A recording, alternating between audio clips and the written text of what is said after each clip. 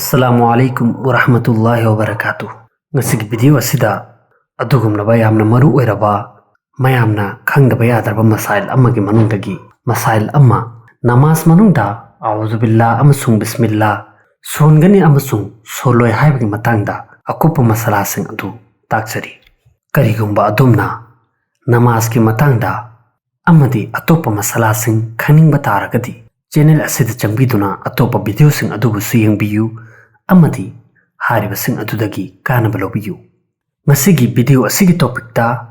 a'udhu billah amasung bismillah sonbagi masail asida aikuna khangjingadabadi imam amasung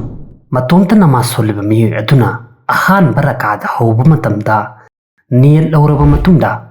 subhanaka allahumma haibadi sana asi mapung fana songadabani adugi matunda أعوذ بالله من الشيطان الرجيم أمسون بسم الله الرحمن الرحيم سون قدبني هاري بنا ماسدو لاونا سون بنا ماس ويربسو نترغنا تبنا سون بنا ماس دو ويربسو مون أني مكتا أهو بدا أعوذ بالله أمسون بسم الله سي سون بتنغاي فدي أدوغي متون دا أني سو بركات تغينا أروي بركات فوبا ركات كودين مكي أهو بدا إمامنا أمسون Naitom namaz soliba miyu aduna supnagi bismillah khak solaga atopa surasing son gadabani haibati ani subara ka tagi lauraga aroi baraka fawbada ahubada sana amasung a'udhu billah sonbagi tangai fadaba leitre karigumba imam aduna natragana naitom namaz soliba miyu aduna ahan barakat ki ahubada sana solaba matunda a'udhu billah sonba kauthokraba amasung Bismillah soluraba adu irabasu mahaki mathakta a'udhu billah amuka hallaga solaga bismillah sonba asi lazimni tawbadabu karigumba bismillah su sonba ningsingdraba amasung sura fatiha sonba haururaba adu irabadi hariba adubu mapung fana songadabani amuka hallaga bismillah soloidabani muktadi haibadi imam amagi matungda namaz soliba miyuising aduna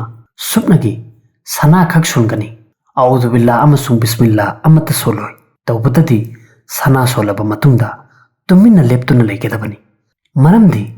muktadi singna imam adugi matungda Quran Karim sonba asi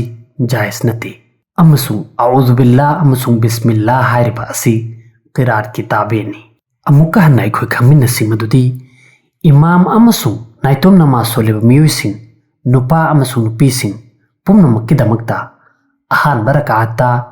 sana amasung a'udhu billahi minash shaitanir rajim solaba matunda bismillahir rahmanir rahim sonba sisu sunnatni amasung ahan barakat ki matunda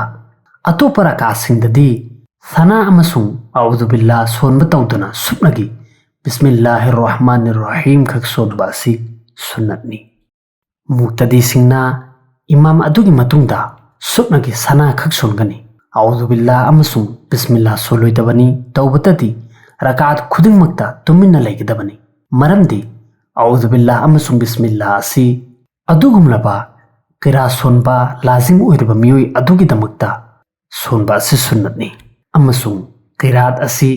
imam amasung naitom namaz soliba miyoi adugi mathakta lazimni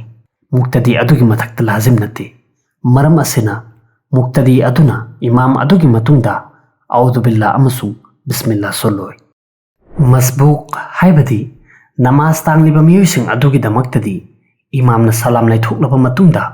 lemhoriba namazing adugi rakat khudingmaki ahubada bismillahir rahmanir rahim sonba asi sunnatni adugumlaba sura fatiha gi matungda sura sonba tangai fadaba oiba rakasing aduda sura fatiha solaba matungda sura sonba haudringi ki mamangda khunzel tapna bismillahir rahmanir rahim sonba si mustahabni imam amasung naitom namaz soliba miyoi aduna rakat khudingmaki ahubada bismillah sonba si sunnatni tawbadabu karigumba kanagumba amana bismillah sonba si kauba maramdagi nanthokiba oiraba adu oirabasu mahaki namaz adu oiragani mangonda sajda sahu tawbagi tangai fadaba leite tawbatadi hariba asi khangna thadokpadi tawroidabani